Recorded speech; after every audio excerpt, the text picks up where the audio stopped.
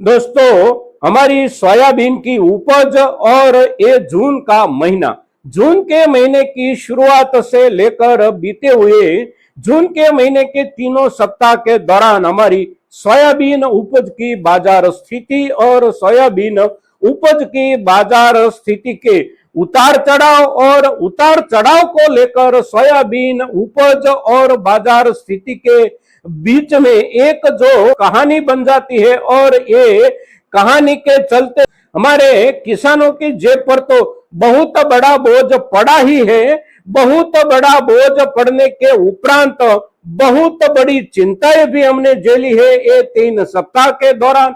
और ये हमारी चिंताएं बाजार की स्थिति और स्थिति के साथ जुड़ी हुई सभी की सभी समस्याएं और सभी के सभी प्रवाह को लेकर जो कहानी बन जाती है हमारी सोयाबीन उपज की, इस कहानी को अवश्य समझने की जरूरत है दोस्तों। और आज के एपिसोड में हम हमारी सोयाबीन उपज की जून के महीने की शुरुआत से लेकर अभी तक की कहानी को समझने का प्रयास करेंगे और उसके आधार पर आगे की हमारी सोयाबीन उपज की बाजार स्थिति के संकेतों को भी आपके सामने आज के एपिसोड में रखने का प्रयास करेंगे दोस्तों। तो आज के सोयाबीन एपिसोड में आप हमारे साथ अवश्य जुड़े रहिएगा।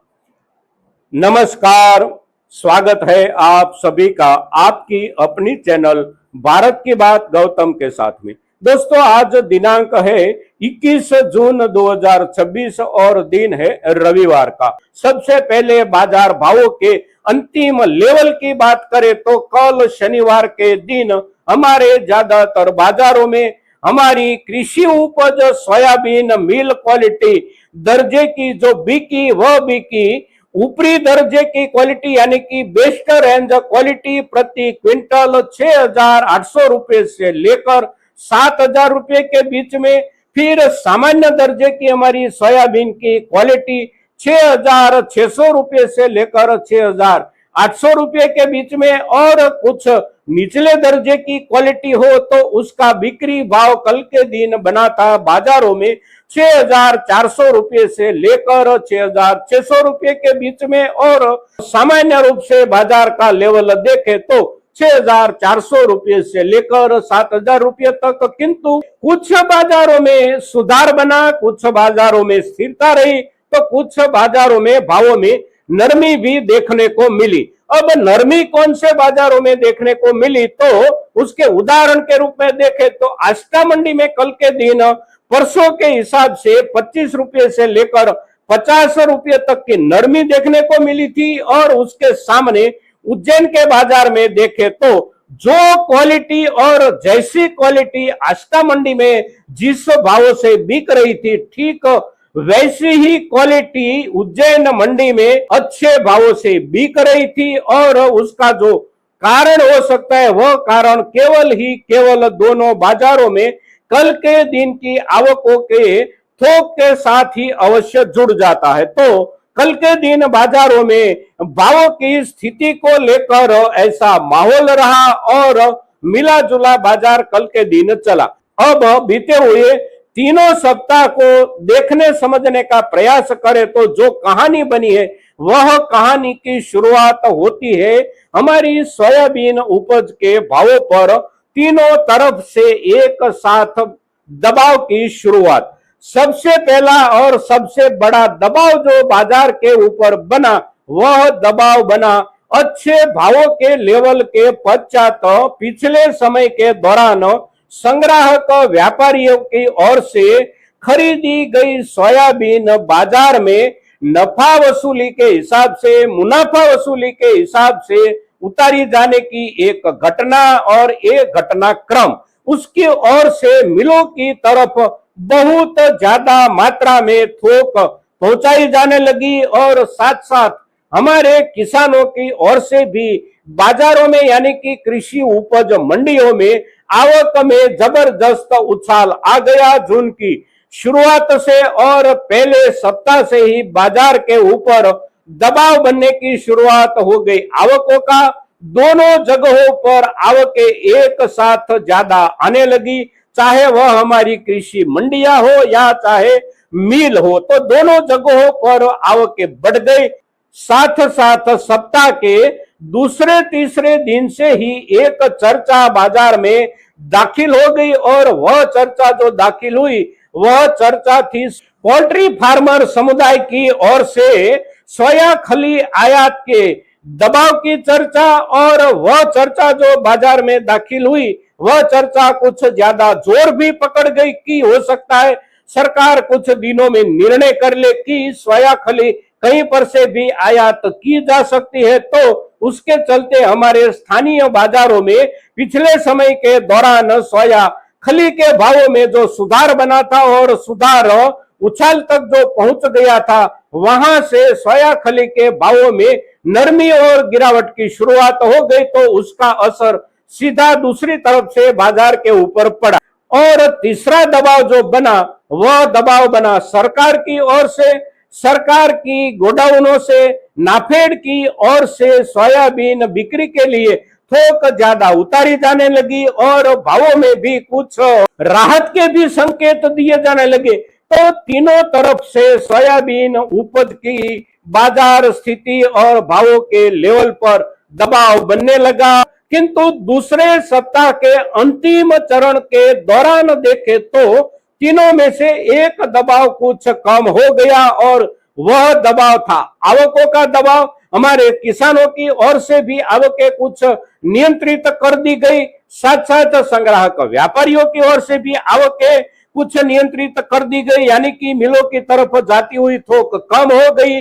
किंतु उसके तुरंत बाद यानी कि तीसरे सप्ताह की शुरुआत से पिछले सोमवार से बाजार में एक नए दबाव की शुरुआत हुई और ये नया दबाव जो शुरू हुआ वह दबाव प्रत्यक्ष दबाव नहीं था, यानी कि सीधा सीधा सोयाबीन उपज या सोया खली के साथ जुड़ा हुआ दबाव नहीं था, किंतु सोया उपज, सोया तेल, सोया खली ये सभी की सभी चीजों के ऊपर इनडायरेक्टली जिसका असर होने की संभावना बनती थी, वैसी चर्चा वैसा दबाव बाजार में दाखिल हो गया सोमवार से। और वह दबाव जो दाखिल हुआ वह दबाव था ईरान और अमेरिका के बीच में संधि समझौता। और संधि समझौते के पश्चात हॉर्मुज स्ट्रीट के ऊपर जो पाबंदी लगी हुई थी वह पाबंदी उठ जाने की बनी हुई संभावना और वह पाबंदी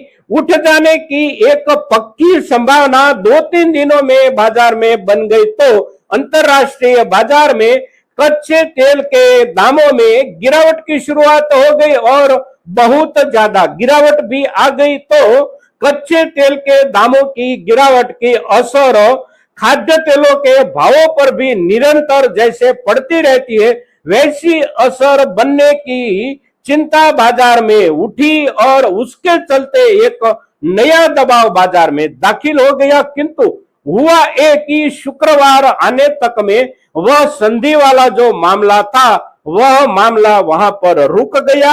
तो शुक्रवार से बाजार में एक भावों को लेकर स्थिरता की शुरुआत हो गई। तो शुक्रवार के दिन बाजार स्थिरता के साथ चला, कोई नरमी बाजार में नहीं बनी। कल शनिवार के दिन देखे तो शनिवार के दिन भी बाजार में कहीं पर ज्यादा नरमी नहीं बनी है। कुछ बाजारों में 15-25 रुपये से लेकर 50 रुपये प्रति क्विंटल नरमी का माहौल अवश्य रहा, किंतु कुछ बाजारों में सुधार भी बना और कुछ बाजारों में शुक्रवार के दिन जैसी ही भावों की स्थिति बनी रही। तो ये ब्यौरा था हमारी पिछले 3 सप्ताह के दौरान की सोयाबीन उपज की बाजार स्थिति का। अब इस ब्यौरे के चलते संकेत क्या मिल रहे हैं आगे के समय के हमारी सोयाबीन उपज के भाव के, तो संकेत जो मिल रहे हैं वह संकेत अवश्य कुछ ना कुछ अच्छे मिल रहे हैं। सोयाबीन उपज के साथ सोयाबीन उपज की बाजार को गिराने वाले जो भी मुद्दे हैं वह मुद्दे इतने मजबूत नहीं है, इतने ठोस नहीं है और इतने लंबे समय तक टिक जाने वाले भी नहीं है। तो कुछ समय के पश्चात बाजार की स्थिति अवश्य सुधार की ओर जाने की पूरी की पूरी संभावना है और बाजार में क्वालिटी के मुद्दे को अगर समझने का प्रयास करें तो भी एक छिपा हुआ संदेश मिलता है कि हमारे किसान समुदाय के पास अब बेस्ट रेंज क्वालिटी कहे या प्रीमियम रेंज क्वालिटी कहे, ऐसे वर्ग की सोयाबीन की थोक बहुत कम बची है और बुआई के पश्चात सोयाबीन उपज की पाक प्रगति के संकेत इस वर्ष के बारिश और मौसम के अनुमान लगाए जाते हैं। उसके आधार पर सोचे तो अवश्य हमारे लिए चिंताजनक स्थिति बनती जा रही है। तो ये जो भी मुद्दे हैं, आने वाले समय के साथ जुड़े हुए मुद्दे जो भी है, उसमें से कोई भी मुद्दा ऐसा नहीं है कि सोयाबीन उपज के भावों में गिरावट का आधार बन जाए। जो भी मुद्दे हैं वह सभी के सभी मुद्दे आने वाले समय में सोयाबीन उपज के भावों में सुधार की संभावनाओं को ही ज्यादा से ज्यादा आधार दे रहे दोस्तों। तो हमारी सोयाबीन उपज को लेकर अवश्य कुछ ना कुछ अच्छा सुधार नजदीकी दिनों में होने की शुरुआत हो सकती है और कुछ लंबे समय के पश्चात अच्छा खासा लेवल एक बार फिर से हमारी सोयाबीन उपज का बन जा सकता है दोस्तों। तो आज के दिन हमारी सोयाबीन उपज के ऊपर हम जो भी चर्चा कर रहे, हमारे सभी के सभी किसान और हमारे साथ जुड़े हुए सभी के सभी छोटे मोटे व्यापारियों तक हमारा आज का ये एपिसोड पहुंचे, इसके लिए आप सभी की ओर से प्रयासों की अपेक्षा के साथ जय हिंद, जय भारत।